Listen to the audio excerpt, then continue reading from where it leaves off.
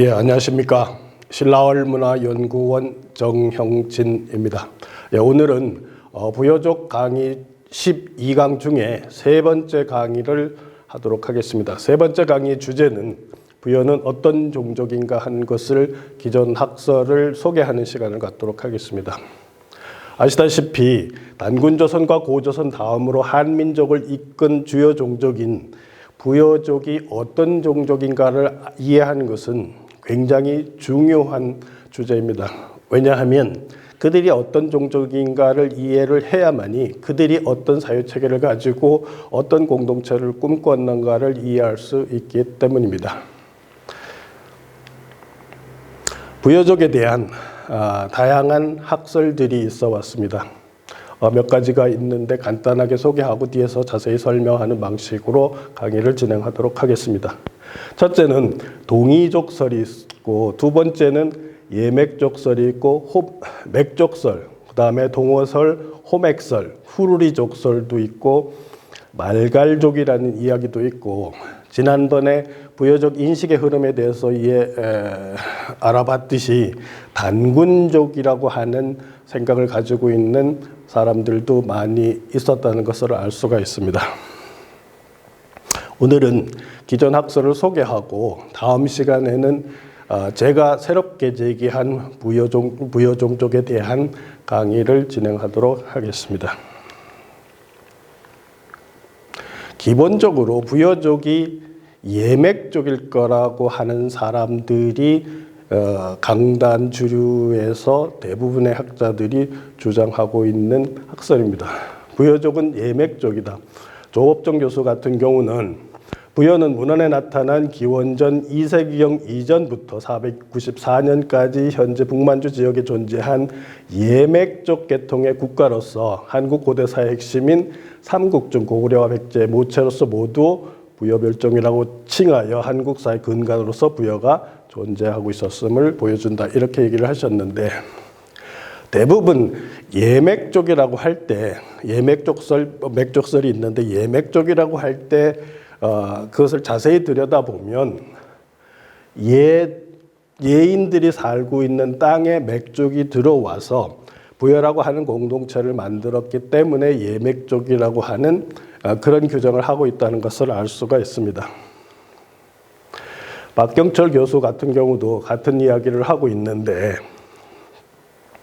청동기 시대 이래 만주와 한반도에 걸쳐 동질적 기저문화를 향유하는 주민 집단들은 예맥이라 범칭되어 왔는데, 이들 주민 집단은 기원전 8 내지 7세기를 전후해서 이들 거주 지역별 생태적, 지정학적 조건에 적응해서 발전의 불균등성이나 생태적 적응 전략의 차별성에 따른 이형 동질적 종족 주민 집단으로 분별되기 시작한다. 부여는 예맥의 한 동아리로서 자기 정체성을 분명히 하면서 송화강 유역을 중심으로 600~700년간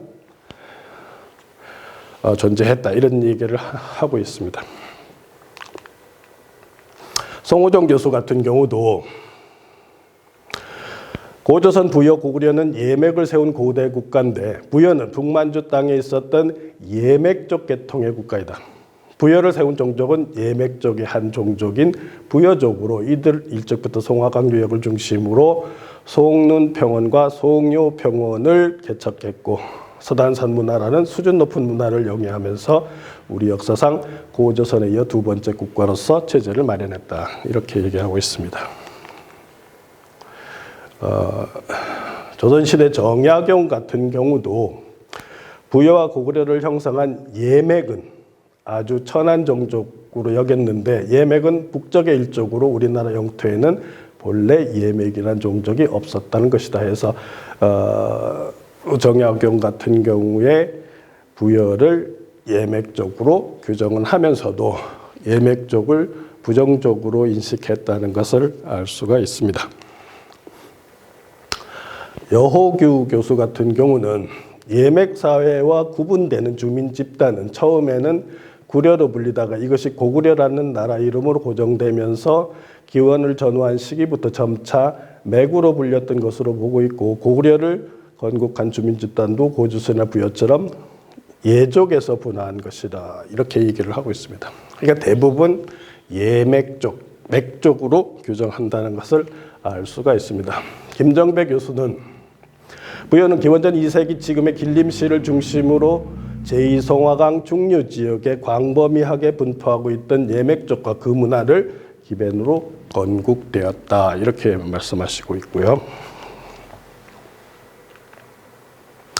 중국 학자인 마대정 같은 경우도 부여를 예맥적으로 인식을 하는데 예맥이 상나라 주나라 때는 주로 산동반도 일대에 거주하다가 상나라가 망할 무렵에 몸을 피해서 중국의 동북방으로 이주했는데 일주서에 나타나는 고위가 바로 이들이고 이들은 전국시대에는 시라무랭강 방향으로 가서 부여족의 선조가 되고 전국시대 말기에 남하에서 부여, 고구려, 옥조 등으로 나뉘어졌다고 한다. 이렇게 표현하고 있는 거죠.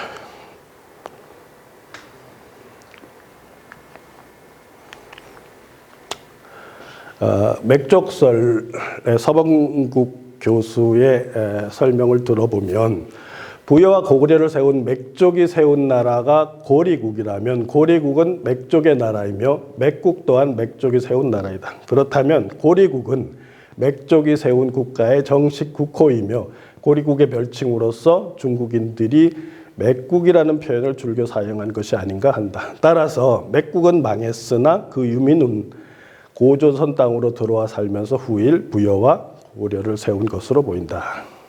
북부여는 고리국, 다시 말하면 맥국이며 부여와 고구려는 여기서 갈라져 나온 세력 집단이 세운 국가라고 한다. 이렇게 얘기를 하고 있습니다.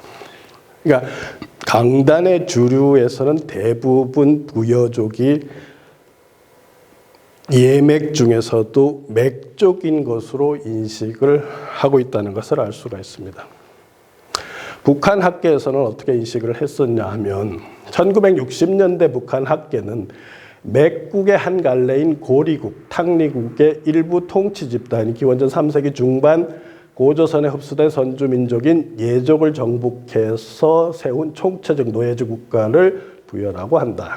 그러다가 70년대에는 눈강 서쪽에 부기가 세운 탕리국, 즉 북부여를 세운 맥족이 기원전 5세기 이렇게 해서 결국 북한 학계도 탕리국, 고리국이 맥국이고 그 맥국에서 내려와서 예인들이 살던 땅에 들어와서 부여가 세워졌기 때문에 광범위한 입장에서는 부여는 예맥족의 국가이다. 이렇게 인식하고 있다는 것을 알 수가 있습니다.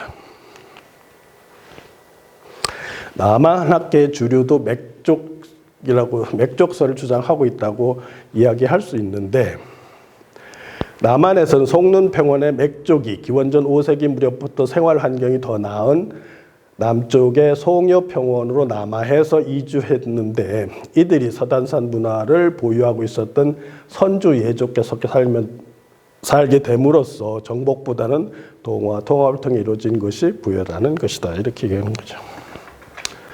그러니까 기본적으로 예인들이 살고 있는 공간에 북쪽 탕리국 혹은 고리국에서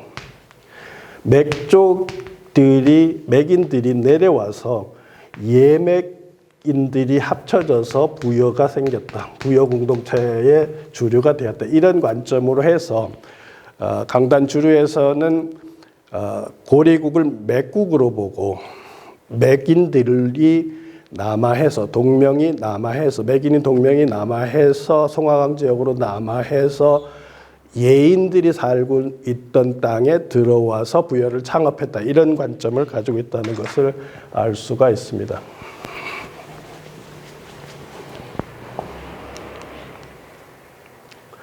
송호정 같은 경우도 동일한 비슷한 관점을 가지고 있는데 부여의 민족적 근간을 이룬 부여족의 지배층은 맥족으로 볼 수 있고 그 시조와 건국에 간 설화에 따르면 북방에서 송화강 유역으로 남하해서 예족의 땅에다 건국했다. 이렇게 얘기를 하고 있다는 것을 알 수가 있습니다.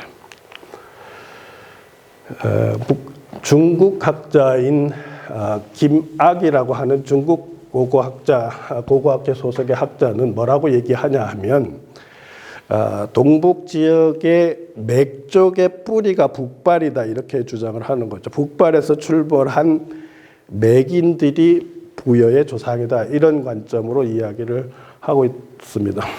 예맥은 3대 하은주 3대 전에 북발에서 기원해서 눈강 유역에서 흥기해서 요하 이북까지 남하에서 확장되었다가 맥인들은 연조 진의 북쪽 변경까지 진나라의 북쪽 변경까지 왔는데 좌절하고 일부가 혼강이나 양수 지역으로 방향을 전환했어.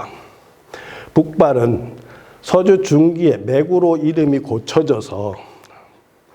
고쳐지는데 이 북발의 발이 발로도 쓰이는데 이 발은 맥을 동일한 발음을 발과 맥이 동일한 발음이라고 해서 맥쪽으로 바뀌었다 이런 관점을 가지고 있어서 맥인은 발인으로 발전되었다 이런 관점을 가지고 있는데 아무튼 이분은 김학이라고 하는 분은 하은주 3대 시대에 있었던 북발이라는 종족이 나타나는데 이들이 나중에 발음이 같은 맥인으로 맥쪽으로 바뀌었고 이 맥인들이 눈강 지역에서 있다가 밑으로 내려오면서 확장이 되었었는데 연제 진에 막혀서 다시 동북쪽으로 올라가서 부여가 되었다 이런 표현을 하고 있는 거죠. 계속 김학에서를 설명을 들어보면 연나라 사람들이 요하 북쪽에서 맥국을 멸망시키게 되는데 이 맥국이 멸망한 후 맥인의 잔류가 습격을 당하자 그중 일부가 부여산으로 들어가 부여로 이름을 고친다 이렇게 주장을 하고 있습니다. 즉 주말 한초에 부여족에 관한 기록이 처음으로 보이는데 이 부여산은 원래는 부산이었는데 현재의 합달령의 옛날 지명이라는 거죠. 이 부여는 부산 또는 부여산이며 현 합달령이고 부여족의 명칭은 바로 이 산 이름에서 나왔다 이렇게 주장을 하면서 북부여는 부여산에서 영향을 강화시키고 그러나 서남쪽에 연국을 두려워해서 그들 중 일부가 북쪽으로 확장해서 현 길림시 지구에서 예족을 몰아내고 예족의 도성인 예성을 차지해서 부여를 창업했다 이런 식의 주장을 하는 거죠. 그러니까 이 사람은 기본적으로 북쪽 눈강 지역에서 북발이 생겨서 이들이 남쪽으로 계속 확장을 해서 연나라, 조나라, 연나라, 진나라 국경까지 내려왔다가 이들에게 막혀서 다시 동북쪽으로 올라갔다가 송화강 올라가서 부여를 창업했다. 이런 관점을 이야기하고 있는 거죠.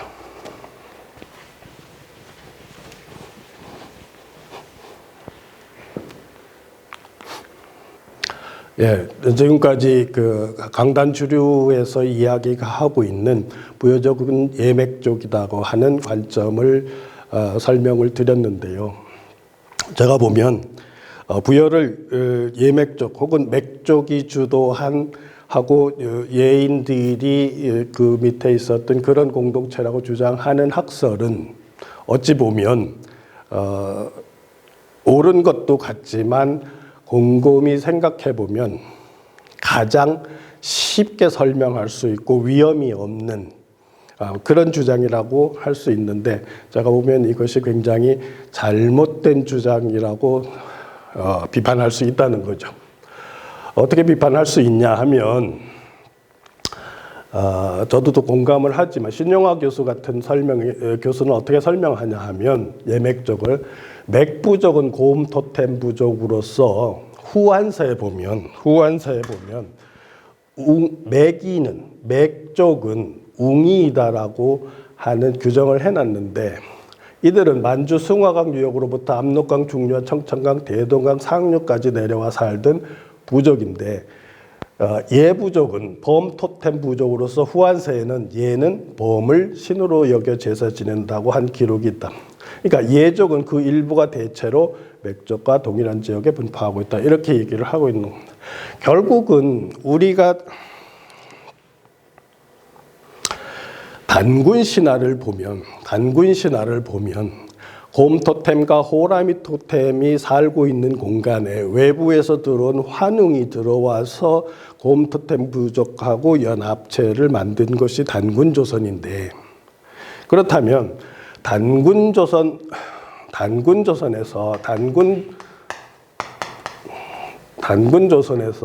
맥부족과 예부족이 있었을 텐데, 이거는 곰 토템 부족이고 예부족은 호랑이 토템이라고 하면, 외부에서 온 환웅이 맥부족하고 연결이 해서 단군조선이 생겼으면, 예인인 호랑이 부족들은 조금 적극적으로 참여하지 않고 일부는 참여하고 일부는 독립해서 동쪽으로 이주했을 개연성이 높은데, 만약에 부여족이 예맥족이라고 하면 결국은 맥족인 단군 신화의 맥족으로서 곰부족이라면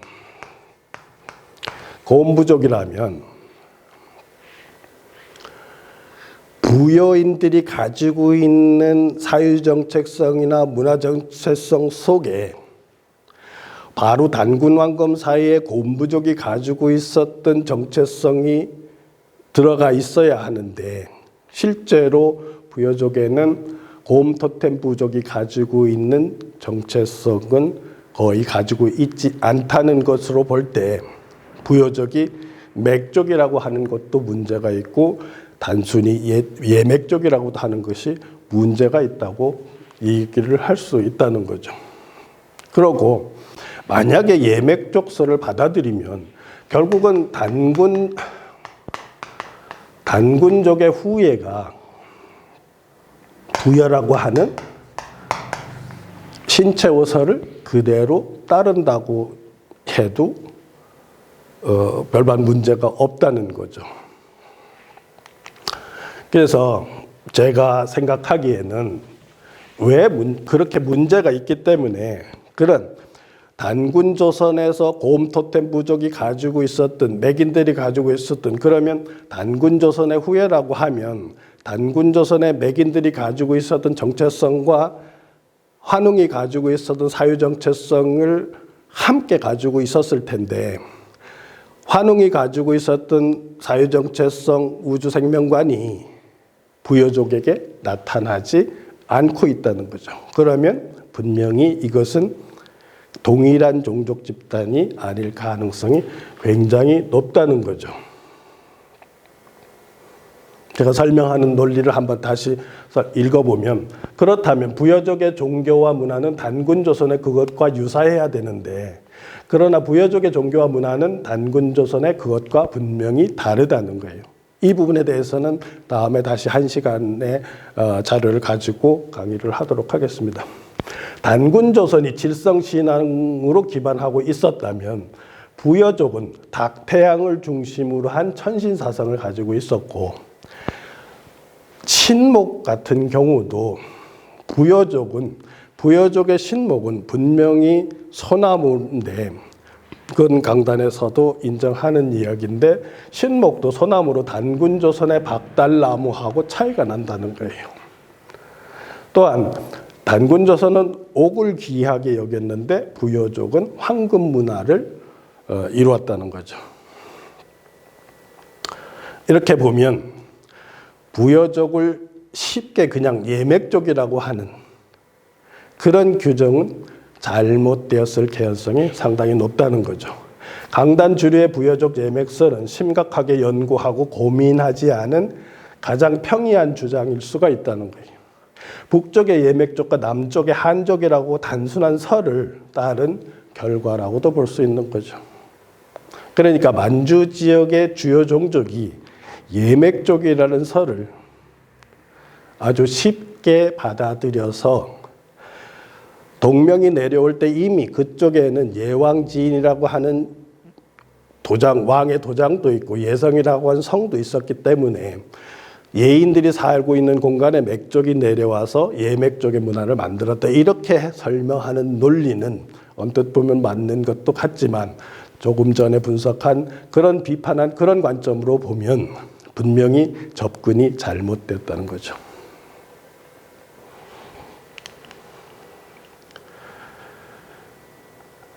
또 한 가지 비판할 수 있는 근거가 예맥족서를 따르면 예맥의 땅에 예맥족인 동명이 부여를 세웠다. 이런 동호반복적인 논리가 나온다는 거죠. 삼국지 부여전에 보면 나라의 어른들이 스스로 망명자라고 말했다는 삼국지 동의전 부여조의 기록은 분명히 일정한 역사적 사실을 반영한다. 이 기록은 계속해서 그 왕이 쓰는 인각된 문자는 예왕지인이라 하고 나라에는 예성이라고 이라는 오래된 성이 있고 생각한데 여기는 원래 예맥의 땅이었으며 부여는 그 땅의 왕으로서 군림하고 있다. 왕 스스로 망명자라고 칭하는 것도 이유가 없지는 않다. 이렇게 되어 있다는 거죠. 그러면 지금 삼국지의 찬자는 동명이 내려온 예인들이 살던 공간을 이미 그 공간이 예맥인의 땅이었다고 규정하고 있는데 내려온 동명이 맥족 혹은 예족이라면 예맥의 땅에 예맥이 와서 부여를 창업했다. 이러한 논리가 성립이 되기 때문에 분명히 잘못되었을 가능성이 높다는 거죠. 특히 동명성왕을 망명인이라고 했는데 다음 시간에 이야기를 좀 더 깊이 하겠지만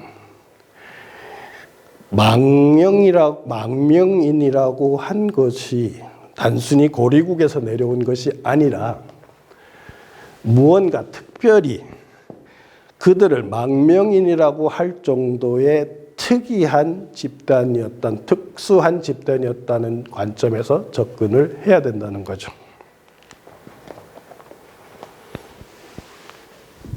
그렇게 해서 부여족을 단순히 맥족인 사람들이, 맥족인 동명상왕이 고리국에서 남하해서 예인들이 살고 있던 공간에 들어와서 부여를 창업했다고 하는 논리는 비판을 받아도 큰 문제가 없다는 것을 알 수가 있습니다. 그 다음에 동이족설이 있는데 이형구 교수가 주장을 했는데요. 이형구 교수는 동이족이 동쪽으로 이동하는 과정에서 그 일부가 바레만 일대에서 장춘 농안 지방으로 이동해서 부여를 건국했을 가능성이 있다. 이렇게 얘기한 거죠. 상당히 포괄적으로 동이족이 산동에서 바레만 지역으로 왔다가 북쪽으로 이주해서 부여를 세웠다. 이렇게 얘기할 수도 있다고 주장을 하신 거고요. 그 다음에 김성우라고 하는 역사학자는 뭐라고 얘기했나 하면 삼국지에서 부여를 이르기를 은정월에 제천을 한다. 이건 뭐냐면 음력으로 나벌, 그러니까 12월에 제천을 한다고 한 것을 들어서 그들이 은나라의 문화를 이어받았다고 주장을 하면서 우리의 고유 습관인 난생신화, 백의, 흰옷을 입는 소나 포금 습관 및 순장 제도가 모두 은나라에 있었는데 부여의 문화와 상당히 겹친다는 관점에서 부여가 혹시 은나라하고 관련이 있지 않나 하는 추측을 하기도 했습니다. 그 다음에 부여 단군족 후예설은 사실 지난 시간에 알아본 내용을 다시 간략하게 설명을 하는 건데 사실 부여족이 단군족이라고 하는 설의 가능성은 이승효가 제왕운기에서 주장한 내용이 출발선이 돼서 조선 후기에 여러 사람들이 그 설을 받아들이고 특히 이종희 같은 분들이 받아들였고 그것을 다시 신채호가 적극적으로 받아들여서 부여족이 단군의 주족이었고 그들이 한민족의 근원 종족으로서 지속적으로 분파하면서 한민족사가 형성이 되었다. 이런 주장을 하게 되는 거죠. 그래서 이승유가 제왕운기에서 한반도와 북부지방에 있었던 많은 나라들이 결국은 단군의 자손이라고 주장을 한 것이 결국은 부여가 단군족이라고 하는 주장의 시발점이 되었고, 허목이라는 사람이 동사에서 부여가 단군의 후예라는 사실을 받아들였고, 그 다음에 이종희가 동사에서 단군의 혈통이 부여, 고구려, 백제, 예맥, 옥저, 비류, 발해 등으로 이어졌다고 하는 주장을 했고, 이 주장을 단재 신채호가 받아들여서 독사신론에서 부여족은 즉 아신성 종족, 우리의 신성한 종족인 단군 자손 바로 그들이고, 4천년 동안 동토의 주인된 자로서 이들의 성세 소장이 곧 4천년 동안의 동북만주와 한민족의 역사다. 이런 식의 규정을 하게 되었고, 그 설을 받아들인 것이 일제강점기 시대에 나왔던 민족 계열에서 나온 역사책에는 다 받아들여지고 있었다는 것을 지난 시간에 말씀을 드렸습니다. 그러한 설을, 신채호의 그러한 학설을 어느 정도 가장 많이 수용한 분이 바로 윤내연 교수라고 할 수 있는데, 윤내연 교수 같은 경우도 뭐라고 얘기하셨냐면, 부여 지역이 과거 고조선의 땅이었음을 주장하는 윤내연은 그 근거로서 제왕운기에 나오는 내용을 드는데, 사만과 부여를 포함한 비류시라, 고구려, 남옥저, 북옥저, 예맥 등 여러 나라는 고조선의 단군을 계승한 나라였다고 한 기록을 드는데, 윤내연은 이 말이 혈통만을 계승했다는 것인지 영토도 계승했다는 것인지는 분명하지 않지만 이 지역들이 고조선의 강역이었을 가능성은 일러주는 거라, 이렇게 얘기를 했는데, 그러니까 윤내연 교수도 부여가 단군족의 후예일 거라고 생각한 이승유의 관점과 신채의 관점을 받아들였다는 것을 알 수가 있습니다. 다음으로 동호설 혹은 호맥설이 있는데, 구자성이라고 하는 분은 기원전 209년 자신의 아버지를 죽이고 흉노의 선우에 오른 모든에게 사신을 보내 죄를 문책하고 천리와 알씨를 요구받았던 동호왕이 바로 부여왕이다, 이렇게 주장을 했습니다. 근데 사실 이 얘기는 모든 선우라고 하면 자기 아버지인 두만선우를 살해하고 선우에 오른 사람으로서 굉장한 강력한 통치력을 가졌던 사람인데, 원래 이 사람은 두만선우의 장남이었었는데, 두만이 후비를 얻어서 아들을 낳았는데 그 아들을 태자로 삼고 싶어서 모든을 감숙성 지역에 있었던 월지로 볼모를 보내놓고 그 볼모로 가 있는 상태에서 월지를 공격함으로 해서 모든을 죽도록 하려고 계략을 짰는데, 그 위기 상황에서 모든이 말을 훔쳤다 하고 탈출을 해서 돌아오니까 할 수 없이 10,000명의 기병을 주어서 좌현항을 시켰는데, 위기를 느낀 모든이 병사들을 훈련을 시키면서 자기가 쏘는 활을 쏘는 곳에 모든 병사들이 활을 쏘도록 하는 훈련을 시켜서, 처음에는 자신의 에마에 활을 쏘았을 때 병사들이 활을 쏘는데 주저하는 병사들을 죽이고, 다시 훈련을 하다가 자기 애첩에게 활을 쏘았는데 또다시 주저하는 사람들이 있어서 그들을 죽이고, 그러고 나서 나중에 아버지인 두만과 함께 사냥을 나갔다가 아버지에게 활을 쏘니까 그렇게 훈련받은 병사들이 아버지에게 집중적으로 활을 쏴서 아버지를 살해하고 선우의 위치에 오른 사람이었는데, 이 모든 선우가 흉노의 왕이 됐을 때, 선우가 됐을 때 그 동쪽에 동호 세력이 상당한 세력을 가지고 있었는데, 동호가 모든에게 처음에는 천리마를 요구를 해서 받게 되고 또 다음에는 애첩을 달라 해서 받게 되고 세 번째는 동호와 흉노 사이에 있는 천여리의 땅을 달라고 요구하니까 두만이 화가 나서 병사들을 이끌고 동호를 공격해서 동호왕을 살해했다. 이런 이야기가 역사적 사실로 전해지는데 바로 그 동호왕이 곧 부여왕이었다고 지금 주장을 한 거죠. 그 동호설 혹은 호맥설 중에 고려국은 호맥족이다 이렇게 이야기하는 사람이 있는데 그건 바로 중국의 중국 학자로서 손진기라고 하는 동북공정에 적극적으로 참여했던 학자이면서 동북민족사를 쓴 사람인데 이 사람이 어떻게 얘기하냐면 어떤 이는 부여의 통치 민족의 내원을 호맥에 두고 있다. 이들은 소위 망인은 동호가 흉노에게 패망한 후 동쪽으로 도망해서 부여에게 항복한 자들이다. 이렇게 이야기를 하는 거죠. 그러니까 호맥설을 주장을 하는 거죠.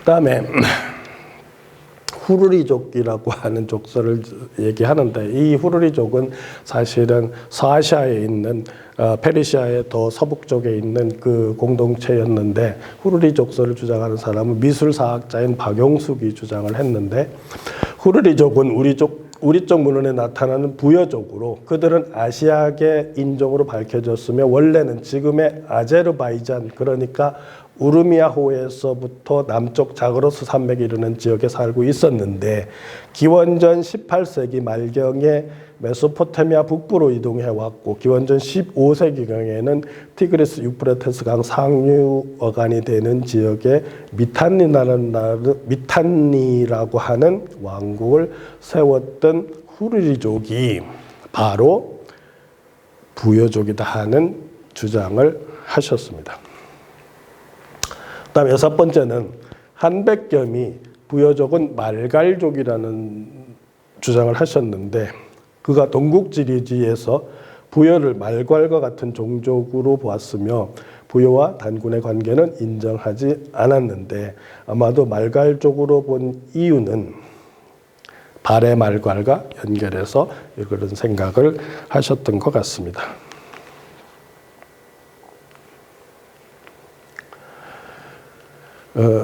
동호족과 호맥설을 조금 더 살펴보면 손진기가 주장한 내용인데 이 편집이 잘못됐는데 대개 하가점 상축 문화의 주인공에 대해서는 동호족 계통 외에 맥족 계통도 있었던 것으로 보고 있는데 이들이 청동기 시대의 북쪽 초원지대를 통해 동쪽으로 이동했다 이렇게 얘기하는데 그러니까 결국은 요서 지역에서 하가점 하충은 기원전 24세기부터 기원전 15세기경까지의 문화층이기 때문에 이것은 단군조선과 겹치고 기원전 15세기경에서 기원전 8세기경까지 하가점 상축문화가 형성되었는데 이 하가점 상축문화에는 지금 말하는 것이 동호와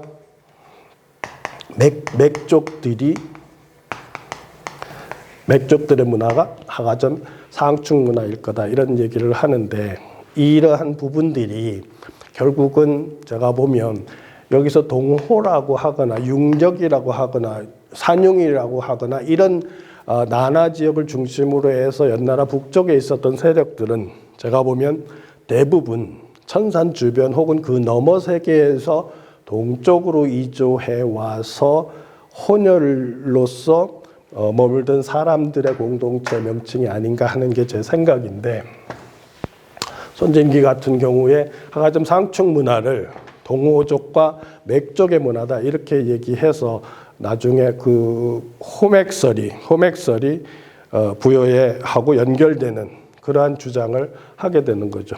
그러니까 손진기는 하가점 상축 문화가 동호와 맥족 맥인들의 문화일 것이라고 주장을 하는데, 호맥이라고 하는 개념은 관자 소강편에 나오는 거죠. 춘추 전국시대의 제나라의 재상이었던 관자에 나오는데, 관자의 정치했던 어떤 과정들과 그런 일들을 적어놓은 관자에 나오는데, 거기에 뭐라고 나오냐 하면, 환공이 진공을 구하면서 저광을 사로잡고 호맥을 패퇴시켰으며 도화를 깨뜨려 기마오랑캐들을 비로소 복종시켰다. 이런 이야기가 관자 소강편에 나오는데, 바로 여기에 호맥이라는 표현이 나온다는 거죠.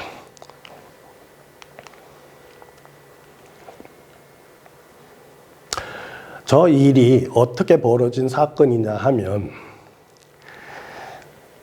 산융이 나나 중류에 있었던 것으로 보이는, 북경 북쪽에서 나나 중류로 해서 있었다고 생각되는 산융이 연나라를 공격하고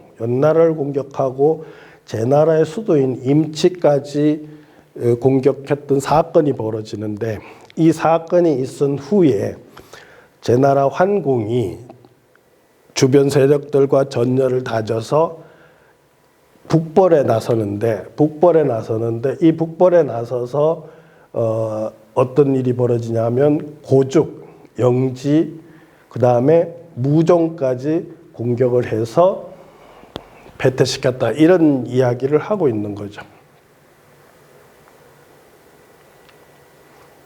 그러니까 제가 그 부여족을 다음 시간에 자세하게 설명하는 과정에서 바로 주장하는 게 뭐냐 하면, 이 난하중하류에 천산 너머의 세력인 프리기아 세력들이 7세기 초엽에 들어와서 공동체를 만드는데, 그 공동체의 명칭이 불리지, 령지, 리지 등으로 자료에 남아있고, 이들이 제나라 환공에 의해서 공격을 받았을 때 북쪽으로 올라가서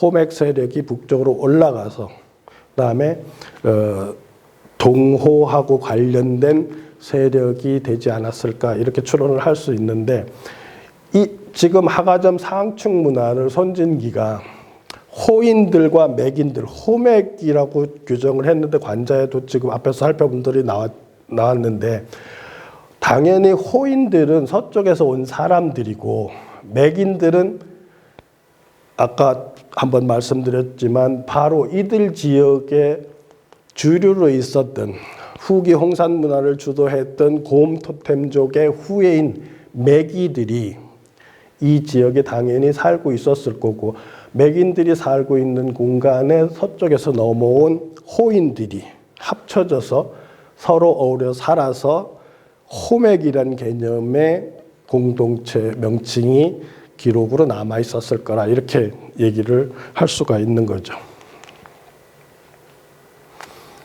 그러니까 아까 앞에서 예맥족서를 비판을 했는데, 저는 이 부여족은 천산 너머에서 온 이주민과 관련되어 있고, 그들이 바로 망명인이었다는 그런 관점을 가지고 있는데, 산해경에 보면, 산해경 대황북경에 보면 유호 부려지국이라고 나오는데, 호인들이 있는데 부여라고 하는 나라다, 이렇게 설명을 할 수가 있는데, 여기서 부여가 호라고 하는 기록을 찾아볼 수가 있는데, 호 부려국이 있는데 성이 열시며 기장을 먹고 산다. 여기서 부려지국을 정인보, 최남선 이런 사람들, 또 이지린, 북한의 이지린 같은 사람들도 다 부여국이라고 보는데, 그렇다면 유호 부려지국이라고 했으니까 호인이 있는데 부여지국이라 한다, 이렇게. 그러니까 결국은 부여족은 호인일 거라는 거죠. 그렇다면 호인이라고 불렸던 부여인들은 과연 누구인가를 추적하면 된다는 것이 제 생각인 거고, 그것은 다음 시간에 자세히 한번 설명을 드리겠습니다. 이 그림을 보시면 여러분들 잘 아시는 각저총 그림인데 신단수 아래에서 장사들이 씨름을 하고 있고 심판을 보는 사람이 있고 여기에는 호랑이와 곰이 신단수 아래에 있는 그런 그림인데 이 그림을 가지고 우리는 어릴 때 미술 시간에 뭐라고 배웠냐 하면 신목고비한 서역인이 고구려의 동맹과 같은 축제에 참여를 해서 씨름을 하는 것이다 이렇게 배웠는데 사실 그런 것은 굉장히 잘못된 관점이었다는 거죠. 사실은 고구려에도 호인들이 참여하고 있었던 거고 바로 이 사람은 고구려 주민으로서의 호인일 가능성이 높은 거죠. 중앙대학교 의과대학에서 몽골 고인고를 2009를 연구를 했는데 거기에 보면 그 결과가 참 놀라운데 몽골 전체가 있을 때 몽골이 이렇게 있으면 서쪽 지역은 코카사스인이고 그러니까 서양인이죠. 중앙이 몽골인이고 다시 동쪽에는 코카사스 혼혈이더라는 거죠. 그러니까 저는 지금 제가 얘기하는 논점의 핵심은 뭐냐 하면 바로 이들이 호인인데 이들이 동쪽 지역으로 와서 동호라고 불리게 되었다는 거죠. 그러니까 호부려지국의 부여가 호인들의 나라였는데 그들 호인들은 바로 천산과 그 너머 세계에서 온 사람들일 가능성이 있고 그랬기 때문에 삼국지에서 그들을 망명인이라고 불렀다는 거죠.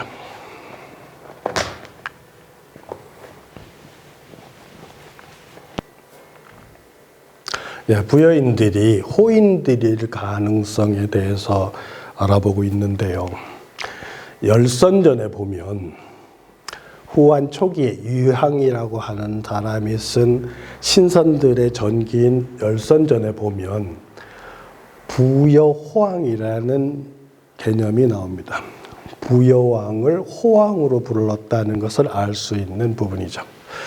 열선전에 보면 북방계 선인 하구중은 영사람으로 100여 년 동안 약을 팔고 살았는데 어느 날 지진이 나서 물가의 집 수십 채가 무너질 때 하구중도 죽었는데 마을 사람들이 하구중의 시체를 물속에 버리고 그의 약을 수습해서 팔았는데 어느 날 하구중이 찾아와서 약을 거두었다. 사람들이 머리를 조아리니 이르기를 남들로 하여금 나를 알게 한 것이 한스러울 뿐이다. 나는 떠난다. 자신이 죽지 않는 신선이라는 것이 노출된 것이 한스럽다 이런 얘기죠. 하고 나중에 부여호왕의 영리가 되어서 다시 와서 영에 이르렀다. 북방에서는 그를 일러 기양원 신선이라고 하였다. 이런 데.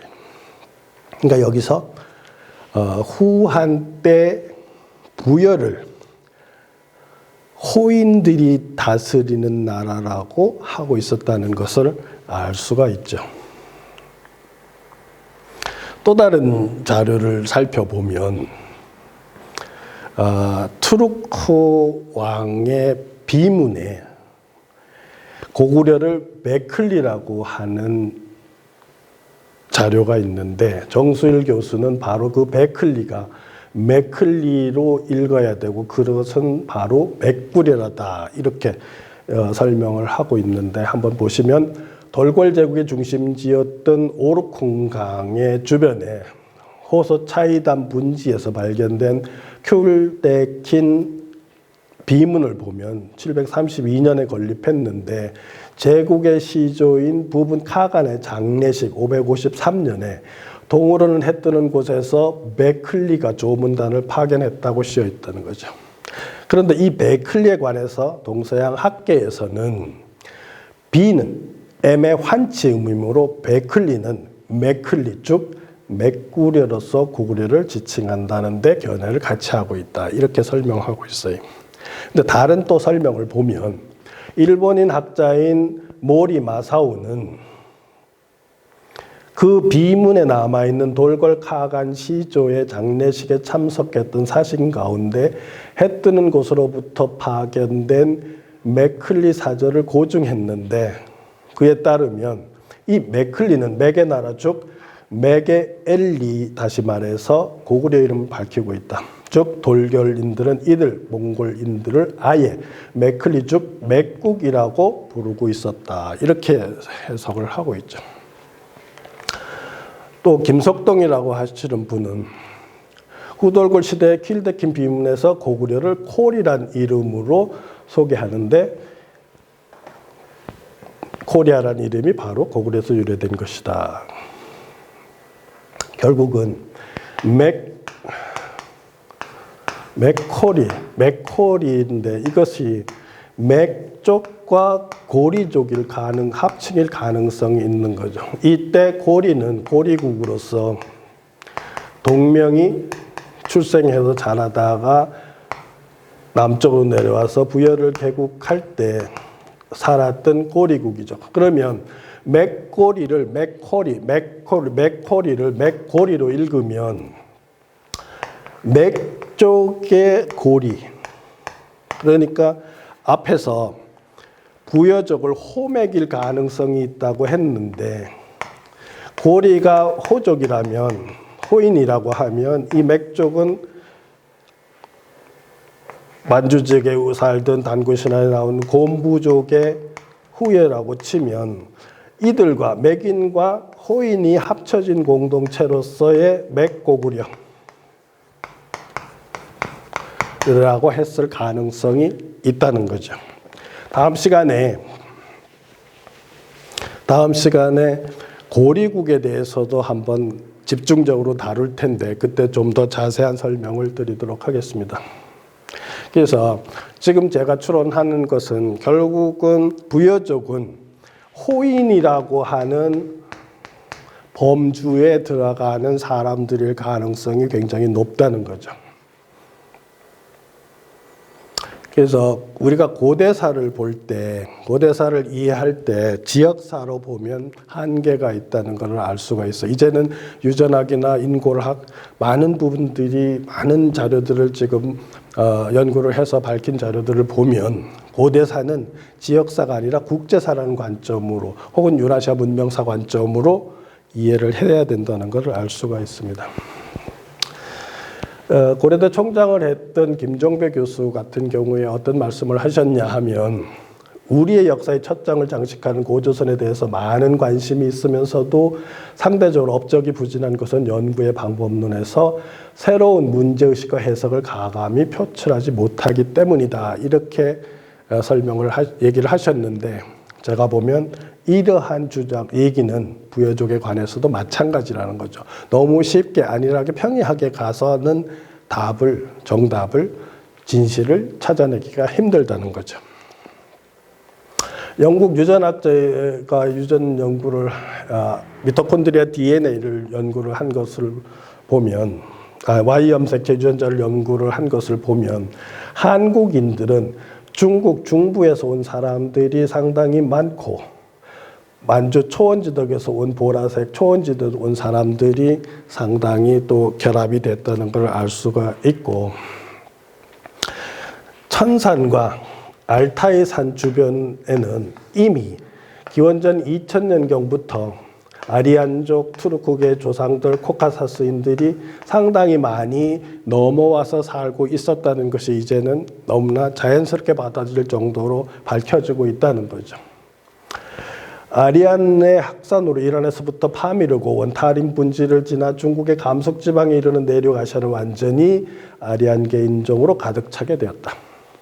지금으로부터 100여 년 전까지 타림 분지를 포함해서 투르키스탄의 대부분은 인도 아리안 인종에 의해서 점유되었다고 얘기하고 있고, 또 이들 지역이 전적으로 중앙아시아에서 넘어온 사람들만 거주한 것이 아니고 감숙성에서 서쪽으로 이주한 강족들도 올라가서 잡거를 했다는 거죠. 그러니까 투르판 분지와 감숙성 지역에는 서쪽에서 넘어온 코카시안, 아리안, 투르크의 조상들도 살았지만 감숙성 지역에 있던 강족들도 들어가서 잡거를 했다. 이런 표현을 이해를 할 수 있는 거죠. 서쪽에 코카사스인들이 동으로 진출해서 투르크인의 조상들과 사카족들이 천산 주변, 스키타이들이 천산 주변에 일찍부터 나타난다는 것이 학자들의 연구에서 증명이 되는데, 기원전 1000년경부터 중앙아시아에 거주하던 투르크인, 돌골족 조상이 중국의 감숙성 지역이나 오르도스까지 진출을 했다는 거죠.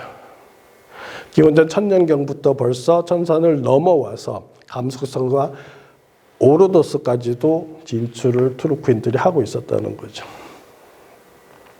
이들과 함께 이란 계통의 유목민들 사카족 타림 분지로 들어가서 카슈카르, 쿠차, 카리샤르, 투르판, 감숙성, 김일제 아버지가 있었던 등에서 살았다고 하는 것이 르네 크루스의 유라시아 유목 제국사에도 보이고 있다는 거죠.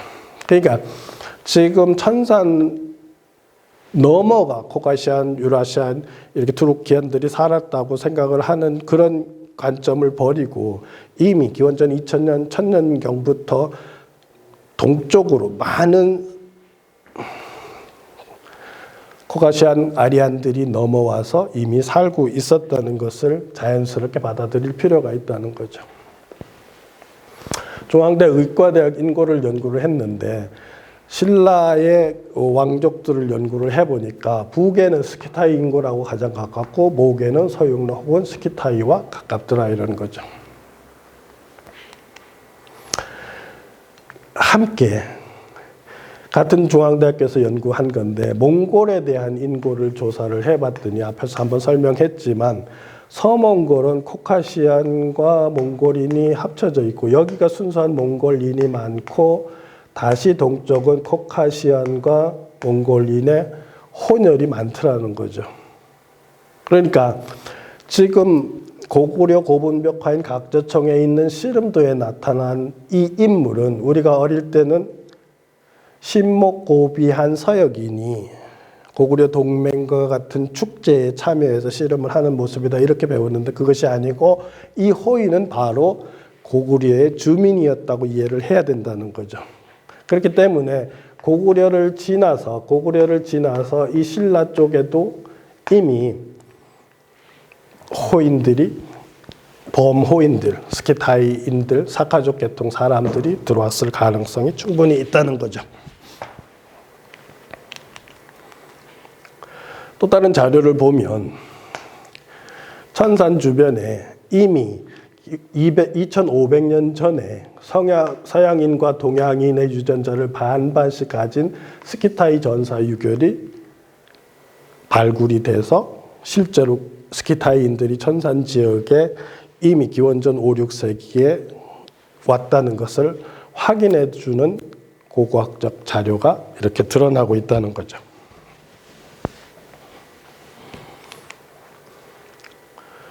그래서 이들 스키타이인들이 오로도스를 거쳐서 동으로 이동했을 거라는 거예요. 천산과 알타이산을 넘어온 스키타이 문화가 중국의 서부 지역을 거쳐서 오로도스에서 흉노라고 하는 집단을 통해서 크게 꽃피워지는데 한국의 청동기 문화가 오로도스 지역에 그것과 유사한 것이 많이 발굴되는 것도 오로도스 청동기가 유입되어 있기 때문이라고 학계에서 설명하고 있다는 거죠. 오로도스 청동기 문화가 가장 번성한 시기가 기원전 7세기에서 기원전 3세기 무렵인데 산해경을 보면 동해에 안 북해 모퉁이의 나라가 있는데 조선과 천독이라고 한다. 동해와 북해 모퉁이의 나라가 있는데 조선과 천독이라고 한다. 지금 여기 천독이라고 제가 써놨는데 바로 조선과 함께 있었던 천독은 천축으로서 사카계통의 나라를 말하고 사카족의 나라를 말하고 있다는 거죠. 그러니까 범스키타이인들이 천산 주변에서 기원전 7세기경에 이미 도착해서 활동하고 있는 유골이 나왔고 이들이 오로도스 지역으로 들어왔다가 오로도스만 있었던 것이 아니라 동쪽으로 나나 지역에까지도 이미 들어와서 활동하고 있었다는 것이 증명되고 있는 거죠.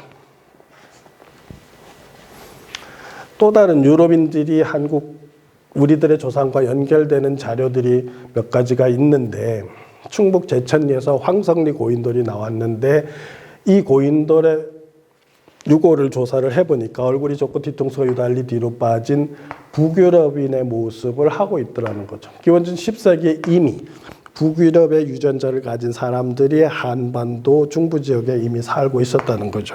또 다른 자료를 보면 정선 아우라지에서 2006년에 고인돌이 발견됐는데, 여기서 정강이 뼈가 나와서 유전자가 나와서 서울대 해부학과에서 유전자를 조사해 보니까 놀랍게도 영국인과 유사한 유전인자를 가진 약 3,000년 전의 인골이더라는 거예요.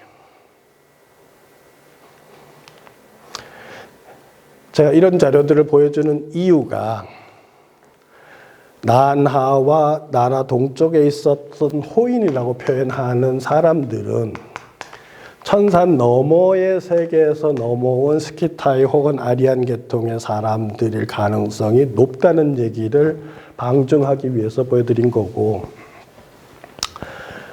동쪽에 융족이 들어온 시기와 배경을 이해할 수 있는 그런 것을 우리 단군조선하고 관련해서 쉽게 설명할 수 있는 부분이 있는데, 단군조선이 기원전 3333년에 요서 지역에서 활동을 했을 때 이들이 하가점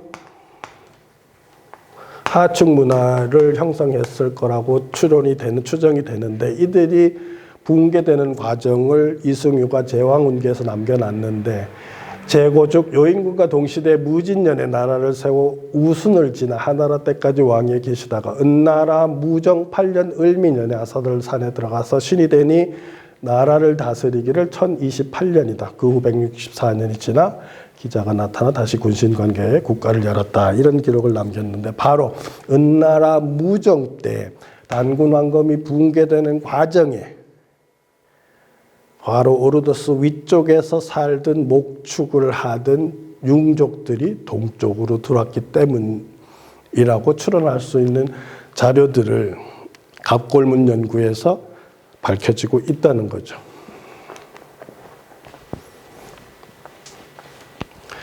은나라 무정은 서쪽도 북쪽도 동쪽도 공격했지만 그들이 가장 심혈을 기울여서 공격한 것이 서북쪽의 강족과 북쪽의 귀방, 공방, 토방 이런 지역이었는데, 이러한 것들은 이미 갑골문 연구로서 이제는 다 밝혀지고 있는 상황인데, 당시 은나라 무정 같은 경우는 무정 혼자만 단독으로 전쟁을 한 것이 아니고 왕비였던 부호도 전사로서 직접 단독으로 군사를 이끌고 적을 공격할 정도로 대단히 호전적인 인물이었는데, 그들 부부가 엄청난 은나라의 강역을 확장하는 데 기여해서 은나라의 중흥군주로서 이름을 떨쳤는데, 보면 무정의 부인인 부호도 직접 군사를 거느리고 강방축 강족을 공격했는데, 당시 상나라는 강방을 공략하기 위해서 군사를 최대한 10만 3천 명을 투입할 정도로 막강한 군사력을 보유하고 있었다는 것이 지금 갑골문 연구에서 드러나는데, 지금 작금에 일어나고 있는 우크라이나 사태도 보면 우크라이나를 공격하기 위해서 지금 러시아군이 총 19만 명이 지금 전선에 배치되고 있다고 하는데, 이 은나라 무정기의 강족들을 공격하기 위해서 10만 3천 명을 동원했다고 하는 기록이 갑골문에 나타나고 있다는 거죠. 어마어마한 군사력이 동원된 걸 알 수가 있죠. 은나라 무정이 가장 심혈을 기울여서 공략한 집단은 북쪽에 있는 공방과 기방, 그리고 그 밑에 있는 토방이었는데, 이들을 다 정복하는데 무려 3년이 걸렸다는 갑골문 기사가 있다는 거예요. 그러면 여러분들 생각을 해보세요. 지금 은나라에서 북쪽 강방을 공격하고 북쪽을 공격하는데, 공방이 오르도스 지역에 있고 그 옆에 귀방이 있고 그 중간에 토방이 있는데, 은나라 무정기 이후가 되면 이 두 반국의 이름은 나타나지 않는데 그렇다면 반국이 없어졌다는 소리인데 이들이 공격을 받고 피해갈 때 서쪽으로 갔을 가능성보다는 동쪽으로 갔을 가능성이 훨씬 높다는 거예요. 왜냐하면 삶의 터전이 이쪽이 훨씬 더 낫기 때문에 이들은 분명히 동쪽으로 밀려왔을 거라는 거죠. 이들이 동쪽이 있는 단군 조선이 있는 공간으로 들어오기 때문에 농사를 짓고 선의 공동체를 유지하고 있던 단군 조선에 무력을 가지고 있는 말을 타고 이동하는 사람들이 들어오기 때문에 단군 조선의 주력은 서북한 지역과 요동반도 쪽으로 이동할 수밖에 없었다는 것이 제 추론이고, 바로 이때 들어온 사람들이 하가점 상축 문화를 주도하는 세력으로 성장했을 거라는 거죠. 이때는 이게 하가점 하축 문화에서 농경 문화 이쪽에서 목축으로 바뀌는데 환경이 바뀌면서 초지가 많이 생기고 이렇게 바뀌는데 이러한 일련의 과정을 통해서 융족들이 산융들이 나나 지역으로 나나동 쪽으로 이렇게 들어왔을 거라는 거죠.